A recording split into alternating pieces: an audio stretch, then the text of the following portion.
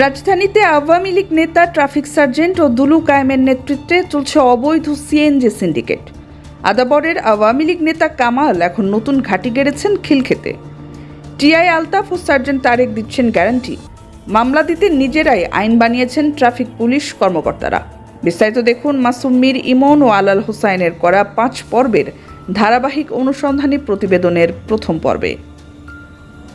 রাজধানীর বিভিন্ন এলাকায় ছড়িয়ে থাকা অবৈধ ও ভুয়া কাগজে চলা সিএনজির জালিয়াতি নিয়ে অগ্রযাত্রার সাম্প্রতিক অনুসন্ধানে বিস্ফোরক তথ্য উঠে এসেছে। এতে উঠে এসেছে রাজধানী ঢাকা কেন্দ্রিক বেশ কয়েকটি অবৈধ সিএনজি সিন্ডিকেটের তথ্য।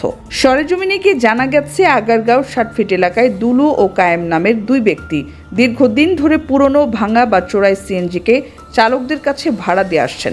এসব সিএনজির বৈধ কোনো কাগজপত্র নেই, তবে ট্রাফিক সদস্যদের মাসোয়ারা দিয়ে নির্বিঘ্নে চলছে রাজধানীর ব্যস্ততম সড়কগুলোতে। এই সিন্ডিকেটের পেছনে রয়েছে আদাবরের আওয়ামী লীগের এক নেতা কামাল। অনুসন্ধানে উঠে আসে, কামাল আদাবর এলাকায় দীর্ঘদিন এই কারবার চালাতেন। কামাল সরকার পতনের পরে পালিয়ে বর্তমানে খিলক্ষেতে অবস্থান করছেন এবং সেখান থেকেই এই অবৈধ ব্যবসা পরিচালনা করছেন। স্থানীয় সূত্রে জানা গেছে, কামালের বিরুদ্ধে একাধিক অভিযোগ থাকায় তিনি এখন মূল এলাকা ছেড়ে আত্মগোপনে থেকেও সিন্ডিকেট নিয়ন্ত্রণ করছেন। আরও জানা যায়, এসব অবৈধ সিএনজি ব্যবসার নিরাপত্তা ও রাস্তায় চলাচলের গ্যারান্টি দিয়ে থাকে টিআই আলতাফ ও সার্জেন্ট তারেক নামের 2 কর্মকর্তা। কার মারফতে চলে? এই আলতাফ স্যারের নিজের গাড়ি। এই আলতাফ স্যারের না? আচ্ছা আচ্ছা। উনি কোন জোনে?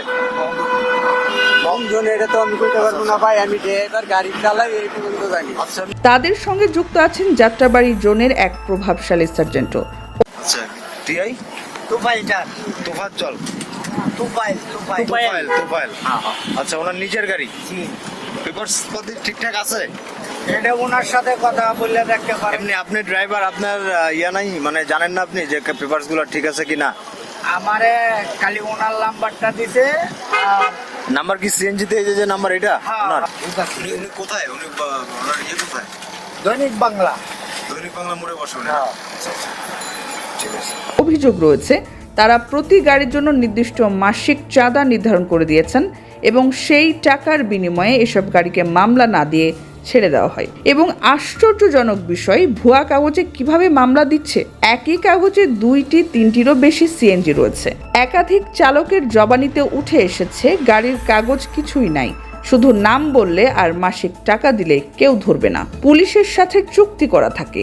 এ যেন আইনসভা নয়, ট্রাফিক পুলিশ কর্মকর্তারা নিজেরাই বানিয়ে নিয়েছেন আইন। এদের ছত্রছায়ায় তৈরি হয়েছে ভয়াবহ এমন ভয়ানক চক্র।